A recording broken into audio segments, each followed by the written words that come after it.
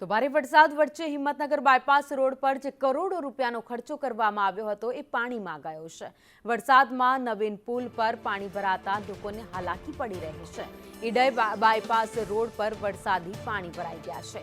હિંમતનગર જિલ્લા પંચાયત નજીક પુલ પર પાણી ફરી વળ્યા। પાણી ભરાતા વાહન બંધ પડતા વાહન ચાલકોને હાલાકી વેઠવાનો વારો આવ્યો છે। તો કરોડો રૂપિયાના ખર્ચે આ બાયપાસ રોડ બનાવવામાં આવ્યો, પરંતુ ત્યાં વરસાદ વરસતા જ પાણી ભરાઈ ગયા। વધુ અપડેટ સાથે સંવાદદાતા હિતેશ રાવલ અમારી સાથે જોડાઈ ગયા છે। હિતેશ, કરોડો રૂપિયાનો ખર્ચ કરી આ બાયપાસ રોડ બનાવવામાં આવ્યો હતો, પરંતુ ત્યાં પણ વરસાદી પાણીનો ભરાવો થયો। જી ભાભીની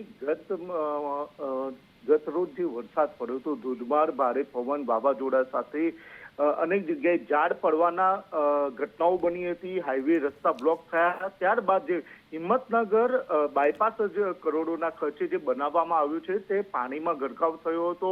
લોકોના વાહન બંધ પડી ગયા હતા અને અવરજવરમાં મુશ્કેલી પડી રહી હતી। જે કમોસમી વરસાદમાં નવીન પુલ બન્યું હતું તેમાં પાણી ભરાતા મોટી હાલાકી પડી હતી। જે મહેસાણા ઈડર સાથેની હિંમતનગરથી બાયપાસ રોડ જવાના બ્રિજ પાસેના જે રોડ છે તેની ઉપર પાણી ભરાયા હતા।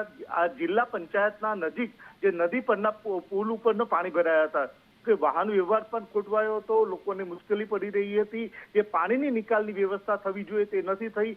આવી જ ઈડરના જે રેલવે બ્રિજના અંડરગ્રાઉન્ડ નીચે પણ આવી જ વ્યવસ્થા પાણીના નિકાલ ન થતા તમામ અવરજવર કરતા લોકોને મુશ્કેલી પડી રહી છે। જી ભાવિની, આભાર માહિતી માટે।